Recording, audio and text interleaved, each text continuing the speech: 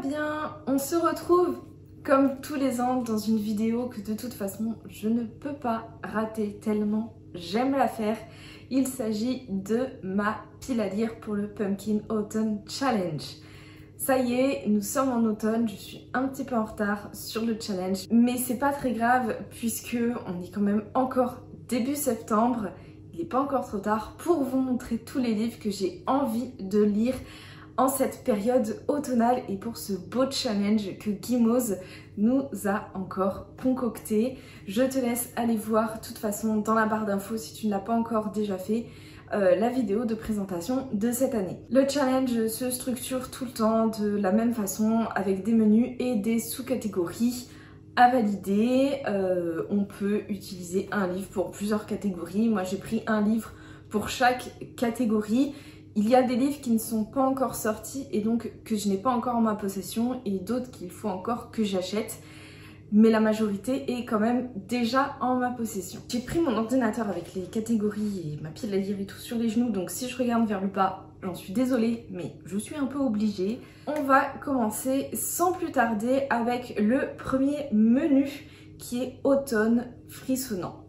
Ce menu d'habitude me donne toujours un petit peu de fil à retordre parce que c'est en général un menu qui me parle peut-être un petit peu moins que le reste, mais cette année je dois dire que j'ai de très bonnes lectures en perspective et j'ai très hâte de lire vraiment certains de ces livres, enfin même tous, mais il y en a, ils vont forcément passer à la casserole. La première sous-catégorie de ce menu c'est Monster Mash, avec les thématiques d'Halloween, créatures classiques, comédie et danse. Moi j'ai choisi de jouer avec les thématiques de créatures, comédie, avec le livre Apprentice to the Villain de Anna Nicole Maher aux éditions Calix. Dans cette très belle édition reliée très peps. C'est un tome 2. Le premier tome c'est Assistant to the Villain que j'ai lu l'année dernière il me semble, ou au tout début d'année, quelque chose comme ça, je m'en souviens pas trop.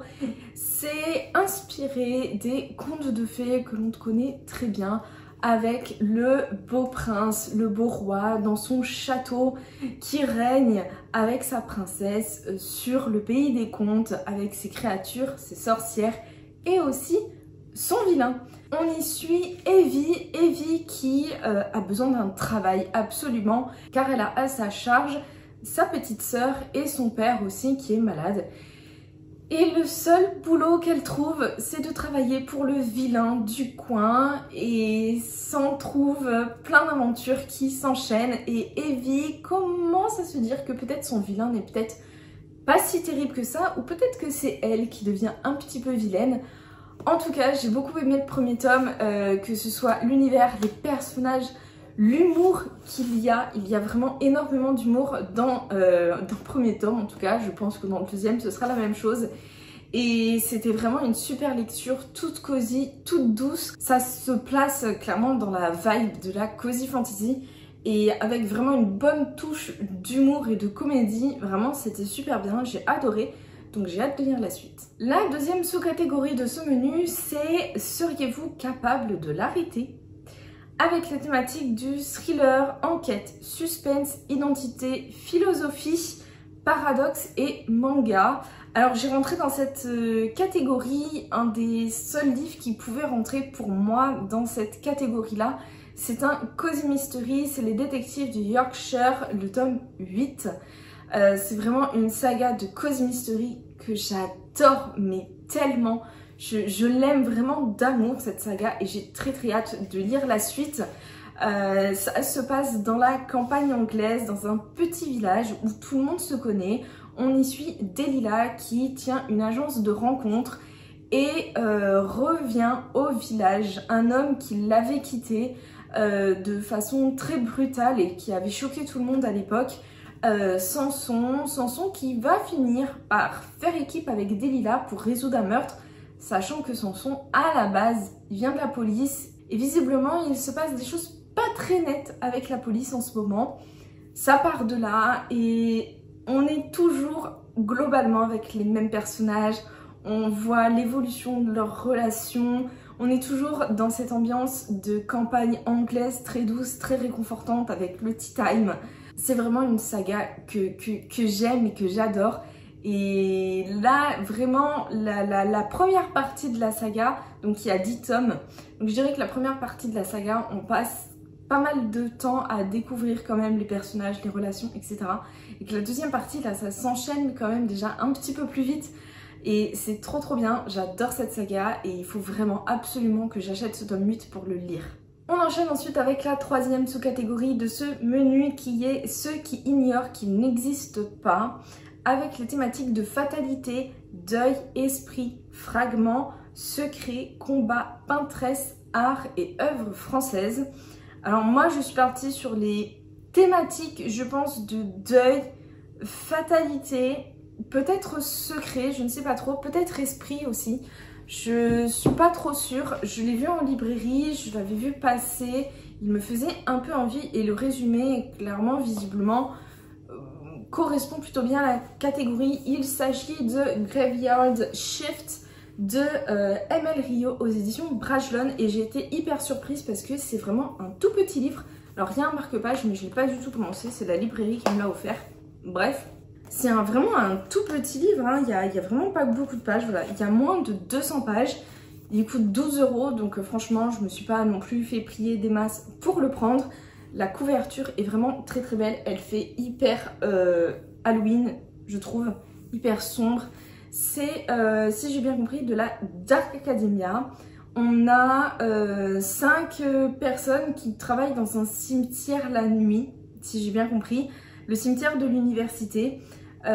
Si j'ai bien compris, il y a un barman, une conductrice, une réceptionniste, le gardien de l'église et la rédactrice en chef du journal étudiant qui travaille, qui se retrouve toutes les nuits dans ce cimetière. Et un soir, il découvre une tombe fraîchement creusée et ouverte. Et visiblement, tout part de là. Ça a l'air vraiment super bien. C'est hyper court, donc j'ai un peu peur quand même que ce soit justement trop court, au contraire. Mais on va voir ça, ça va se lire vite en tout cas. Et pour 12 €, bah, j'aurais pas perdu grand chose. Mais il m'intrigue pas mal quand même celui-là. Et je pense qu'il rentre bien dans cette thématique, dans cette sous-catégorie.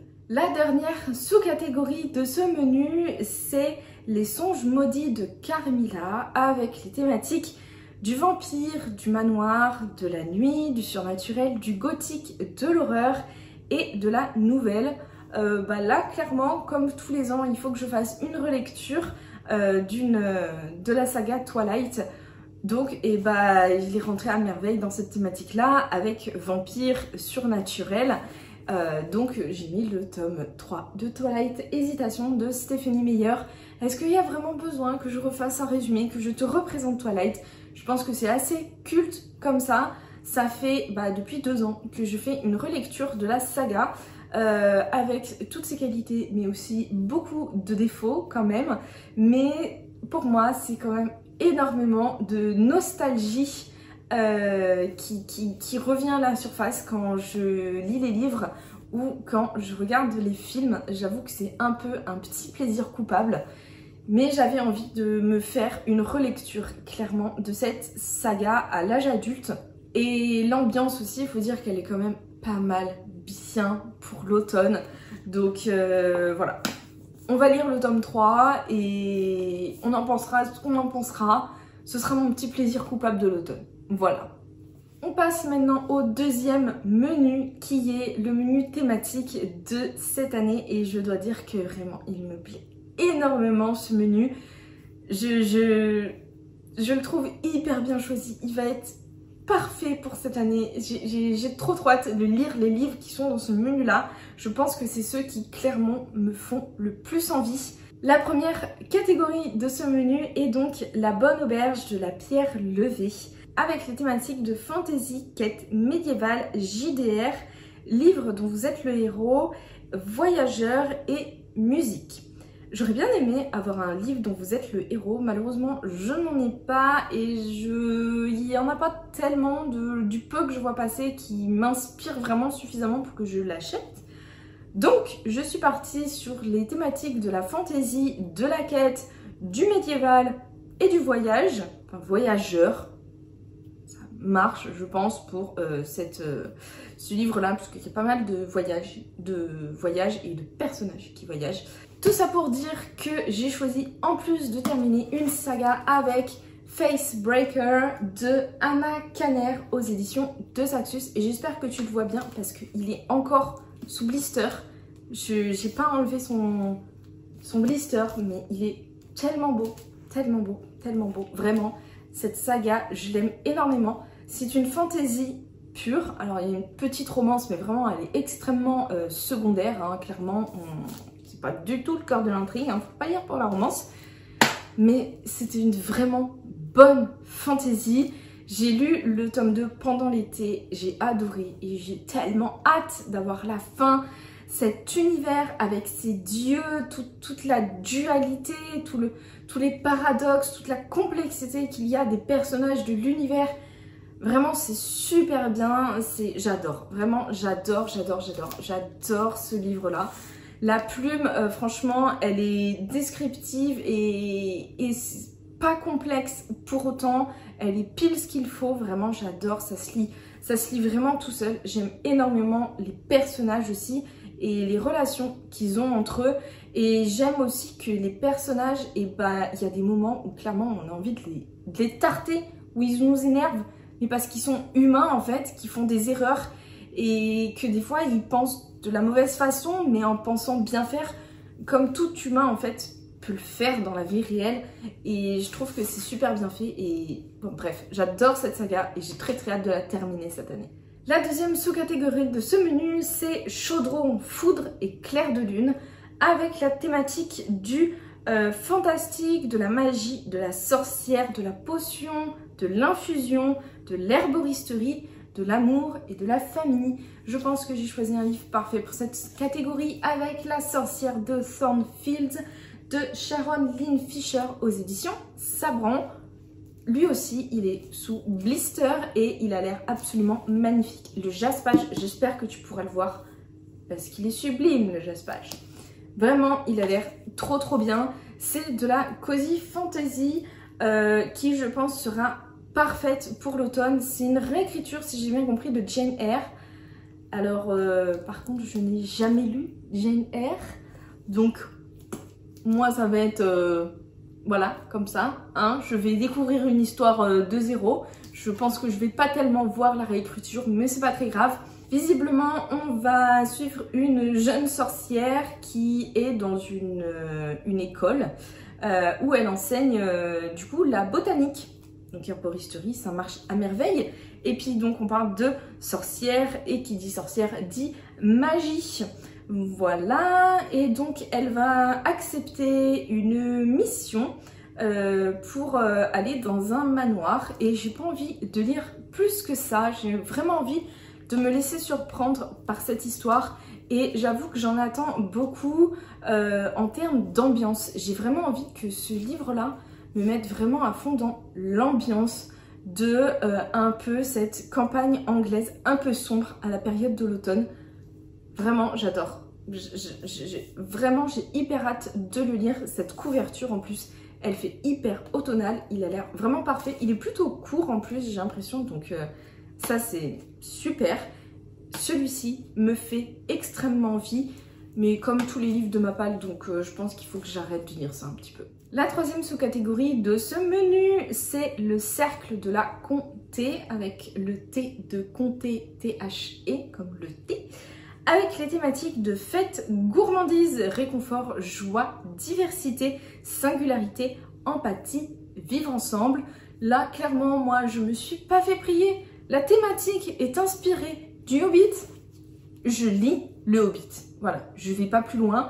Donc, de J.R.R. Tolkien, c'est aux éditions Le Livre de Poche. J'ai aussi une très belle édition de chez Bourgois, Christian Bourgois, édition illustrée qui est absolument magnifique. J'ai aussi acquis très récemment une édition anglaise, bon, l'équivalent d'un petit livre de poche, hein, elle a rien de spécial, mais je l'ai en anglais, j'ai le texte original, je commence ma collection, de livres de Tolkien en anglais, donc je suis hyper contente, évidemment. Je ne sais pas si je le lirai en anglais, peut-être, pour essayer, pourquoi pas. Mais en tout cas, j'ai 2 éditions à disposition en français, si jamais. Je l'ai déjà lu, j'ai adoré. De toute façon, tout ce que fait Tolkien, en général, j'adore. Un résumé rapide, on suit un petit hobbit qui vit sa meilleure life dans la comté, clairement. Il est pépouze, il vit cosy, tranquille. Sauf qu'un jour, il y a toute une compagnie de nains qui débarque chez lui avec un magicien pour lui demander d'aller voler une pierre dans une montagne à l'autre bout du pays. Et bien sûr, cette pierre et cette montagne sont gardées par un gros dragon qui fait peur. C'est vraiment résumé avec les pieds, ça ne rend pas du tout justice à la plume et à l'univers de Tolkien, mais en gros c'est le principe quand même. J'adore, j'adore, j'adore, vraiment. Je sais que là, je vais passer un bon moment de lecture, c'est assuré. Et il va faire du bien, il rentre à merveille dans cette catégorie-là, donc parfait, que demande le peuple. La dernière sous-catégorie de ce menu, je n'ai pas le livre en ma possession. La sous-catégorie, c'est latte, une variation sophistiquée et crémeuse. Avec la thématique d'une couverture à la couleur d'un latte à la cannelle et à la cardamome, donc c'est-à-dire marron, beige. Alors moi, j'ai un peu étendu la thématique, j'ai un petit peu triché, mais on a le droit, donc c'est ok. J'ai choisi de mettre le Pumpkin Spice Café qui va sortir là tout bientôt aux éditions EH, si je me le trompe pas. Le jage-page a l'air juste trop magnifique et je l'ai rentré dans cette catégorie-là. Alors je crois que ces couleurs sont plus côté orangé quand même. Mais le Pumpkin Spice Café, pour parler d'une thématique qui est inspirée du latte, du Pumpkin Spice Latte, donc c'est parfait, pour moi c'est parfait. Ce livre, il me semble que c'est une romance pure et dure, j'en suis même sûre, c'est une romance pure et dure qui se passe à l'automne et je n'en sais pas plus. Voilà, je suppose qu'il y a une histoire de café, il doit y avoir un des protagonistes qui doit tenir un café. Et il fait des pumpkin spice latte, peut-être. Peut-être spécialisé dans la transformation du potiron et de la citrouille pour faire des boissons, j'en sais rien.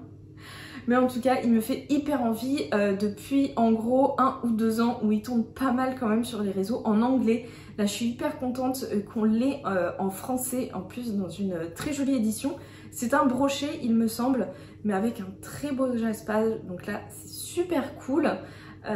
J'ai très hâte de le découvrir celui-là et j'ai l'impression que ça va vraiment être dans la thématique automnale, une petite romance en fait dans la thématique automnale. Ça, on adore, vraiment, on adore. Je crois qu'il y a la Cinnamon Roll Librairie, quelque chose comme ça aussi qui sort dans la foulée. De la même autrice, en fait, j'ai l'impression que c'est une saga qui se passe au fil des saisons. Va y avoir la ferme des sapins de Noël, je crois, qui va sortir aussi en fin d'année. Et je sais qu'elle a fait d'autres livres, notamment qui se passent au printemps. Donc je suppose qu'il va y avoir tout un cycle comme ça de saison. Moi, pour l'instant, je vais m'arrêter sur le Pumpkin Spice Café. C'est quand même un peu dur à dire. Je vais m'arrêter sur celui-ci. Je vais le lire. Et si vraiment j'accroche, je lirai la suite. Mais peut-être plus d'année en année. Plus que sur une seule année. Je sais pas si je suis très claire. Mais en tout cas, il me fait hyper envie. Et on arrive déjà au dernier menu de ce challenge qui est automne rayonnant. Et là, pareil, j'ai l'impression de n'avoir que des livres qui me font hyper envie. Mais j'avoue que le livre de la première sous-catégorie, il me hype vraiment beaucoup. Donc la première catégorie, c'est « Je ne couperai pas mes cheveux, je ne parlerai pas moins fort ». J'adore la référence, j'adore cette chanson. Avec la thématique de la mythologie, de la chasseresse, de la liberté, de l'émancipation et du féminisme. J'ai choisi de mettre un livre qui n'est pas encore sorti, mais je pense qu'il va coller à merveille à cette thématique. C'est « 6 couronnes sauvages ». Je n'ai plus le nom de l'autrice, c'est aux éditions Sabran, il me semble, ou de Saxus, un des deux. C'est une réinterprétation de l'histoire de Henri VIII et de ses femmes, donc Catherine d'Aragon, Anne Boleyn, Catherine Parr, il y en a eu d'autres encore, hein. je crois qu'elles étaient 7 ou 8, je ne sais plus. Et visiblement là ça a été transposé dans un univers de fantasy qui a l'air incroyable. Ça a l'air vraiment de parler de sororité, de female rage, de plein de choses qui ont l'air incroyables. Et moi j'aime bien vraiment l'histoire, ça m'intéresse vraiment pas mal. Et j'aime bien qu'on revisite aussi un petit peu cette histoire-là pour nous proposer avec les mêmes personnages, en mixant un petit peu des événements réels, en transposant ça dans un autre univers, en s'inspirant vraiment de notre histoire qui est hyper riche et hyper intéressante, de proposer quelque chose comme ça, vraiment, ça me fait hyper envie. J'ai trop hâte de le découvrir et je crois que c'est le roman de cette pile à lire qui me hype le plus quand même. La deuxième sous-catégorie de ce menu, c'est ma meilleure ennemie avec les thématiques de dualité, de hiérarchie, d'inégalité, de résistance, rebelle, sacrifice, enemies to lover et steampunk. J'ai choisi de jouer, je pense, a priori sur les thématiques de rebelle et sacrifice, surtout principalement, avec Damsel de Evelyn Sky aux éditions Stardust. C'est donc le livre qui est à l'origine du film avec Millie Bobby Brown qui porte le même nom. Enfin, je crois. Je crois que le film a eu des avis plutôt positifs, mais pas non plus hyper emballés. Mais je crois que le livre est beaucoup mieux. Donc j'ai très hâte de le lire. Si j'ai bien compris, c'est une princesse qui a été élevée dans le but d'épouser le prince du royaume voisin dans un but de diplomatie et de paix. Sauf qu'une fois qu'elle se retrouve là-bas, eh ben, elle se retrouve sacrifiée à un dragon. Si j'ai bien compris. Et donc on va suivre son aventure. Pourquoi il y a plein de poils de chat? Ah, mais parce que c'est ma meilleure amie qui me l'a envoyé. Il y a encore des petits poils de ces chats. Bref. Je sais plus ce que je disais du coup. Donc je pense que clairement le sacrifice il est présent. Et je pense qu'au bout d'un moment la princesse elle va en avoir marre de toute cette histoire. Et j'espère bien qu'elle va se rebeller un petit peu. Et je ne sais pas quelle place va occuper le dragon. J'ai pas vu le film, donc je sais pas trop. Visiblement, la fin du livre est très différente de la fin du film. Donc peut-être que je regarderai le film après. Peut-être que ça me motivera. Je ne sais pas. En tout cas, lui me fait plutôt bien envie puisque j'en ai vu des avis plutôt bien positifs sur le livre pour le coup. Donc assez curieuse de le lire. La troisième et avant-dernière sous-catégorie de ce menu et de ce challenge, c'est pour nous qui avons besoin de souffler avec les thématiques de nature, écologie, conscience, espoir, paix, poésie et solarpunk. Alors j'avoue que le solarpunk, je sais pas ce que c'est, mais j'ai choisi de jouer avec la thématique de la nature, probablement aussi de l'écologie je pense. Peut-être de l'espoir et de la paix, je ne sais pas encore. Je pense, oui, quand même. Avec Duncton Wood de William Horwood. Et c'est aux éditions, je ne sais pas du tout, Arrow. Aux éditions Arrow, c'est une, je pense, vieille édition anglaise. Oui, je regarde quand est-ce que ça a été publié. Alors la première édition de Arrow là comme ça, visiblement ça a été édité en 1986. Donc autant vous dire que c'est pas tout jeune. Et la plus vieille édition date de 91. Donc il date hein, le roman. Sachant que c'est une trilogie et j'ai déjà les 2 autres tomes suivants. Je les ai trouvés dans une bouquinerie dans mon village. Vraiment à pas cher, dans une bouquinerie dédiée aux livres anglais. Vraiment la librairie est super grande, c'est que des livres en anglais et je suis sûre qu'on peut y trouver des petites pépites. C'est le premier livre que j'ai commencé pour le challenge, j'en suis vraiment pour l'instant qu'au tout début, mais pour l'instant j'aime beaucoup. L'anglais est un petit peu poussé quand même, hein. C'est pas un anglais super simple. Mais pour l'instant, je lis, ça ne me pose pas plus de soucis que ça. Peut-être un petit peu de vocabulaire, puisque là, on est dans l'univers des taupes. Donc, c'est une fantaisie animalière où, si j'ai bien compris, on suit principalement 2 taupes Il y a des histoires d'un méchant mâle taupe qui est venu s'incruster dans une colonie de taupes et il fait la tyrannie. Et pour l'instant j'en suis là, il ne s'est pas passé grand chose d'autre. On nous a expliqué un peu comment fonctionnait la société des taupes et ça se passe donc dans la campagne anglaise. Et pour l'instant je dois dire que je suis vachement immergée dans le livre, même si j'en ai pas lu beaucoup. L'auteur prend vraiment le temps de décrire la nature, de décrire la forêt autour et franchement ça fait vraiment trop du bien et pour l'automne mais c'est juste parfait. Le livre s'ouvre sur une scène où on a une taupe qui se retrouve mais sous un rideau de pluie, il y a l'orage qui gronde, c'est la tempête et il y a cette petite taupe qui est au milieu de tout ça.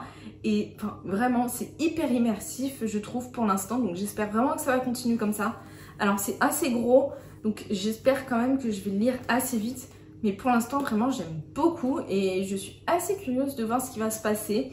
C'est un peu dans la même veine de Watership Down, qui est un peu plus connu quand même pour nous francophones. Mais visiblement ça, c'est un peu une référence aussi dans la fantasy animalière, en tout cas en Angleterre, enfin dans les anglophones.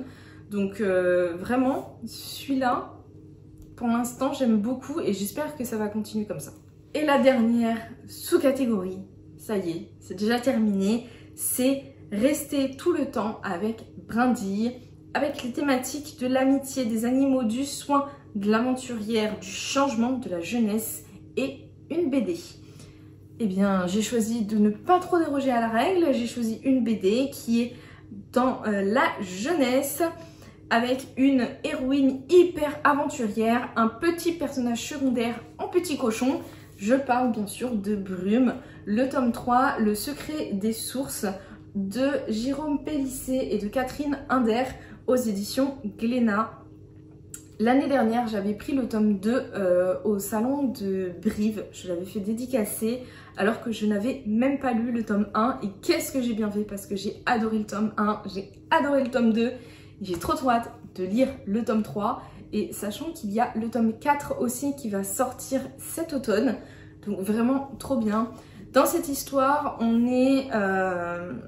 suit Brume qui est une petite fille qui a vraiment une imagination folle et qui est obsédée par la sorcière qui protégeait son village, sauf qu'elle a disparu, personne ne sait où elle est passée et de toute façon, toutes ces affaires de sorcellerie, personne ne veut en entendre parler parce que c'est beaucoup trop dangereux, c'est beaucoup trop mystérieux. Sauf que Brume, elle est têtue comme une mule et quand elle a décidé qu'elle trouverait cette sorcière, eh bien elle la trouvera. Et si elle est persuadée d'être elle-même une sorcière, eh bien elle est elle-même une sorcière. Et elle embarque là, dans cette histoire, son meilleur ami et son petit cochon de compagnie. Et c'est hyper drôle, les planches sont vraiment sublimes. Par exemple, là, cet arbre, c'est magnifique. C'est juste trop beau. Et c'est plein d'humour aussi, vraiment. J'aime énormément cette saga. Il y a l'humour, il y a l'aventure. Il y a des jolis messages aussi qui sont passés parce que Brume, même si au tout début elle est agaçante, elle est quand même très attachante et vraiment j'ai adoré et j'ai hâte de me lire ce 3e tome. Voilà pour ma pile à lire complète, ça y est, on a terminé. Sachant qu'il n'est pas impossible qu'à la médiathèque, je trouve 2-3 BD ou romans graphiques à glisser au milieu de mes lectures. Puisque c'est toujours sympa je trouve d'intercaler une petite BD entre ces lectures, ça change tout simplement et les BD c'est tellement bien que c'est toujours agréable d'en lire. Donc j'espère trouver à la médiathèque quelques BD qui pourraient un peu rentrer dans cette ambiance automnale. J'espère que cette vidéo t'aura plu et n'hésite pas à partager dans les commentaires si toi aussi tu participes au challenge. Quelle est ta pile à lire? Est-ce qu'on a des livres en commun ou pas? Est-ce qu'il y a des livres parmi tous ceux que je t'ai présentés qui te tentent aussi beaucoup? Ou si tu as déjà lu certains et que tu as des conseils pour plutôt commencer par l'un ou par l'autre, vraiment n'hésite pas. Moi, maintenant, je vais aller ranger mes livres et me plonger dans la forêt anglaise avec mes petites taupes. Et je ne sais pas si on se retrouvera bientôt, en tout cas, pourquoi pas, je l'espère. Et je te souhaite en attendant de très bonnes lectures.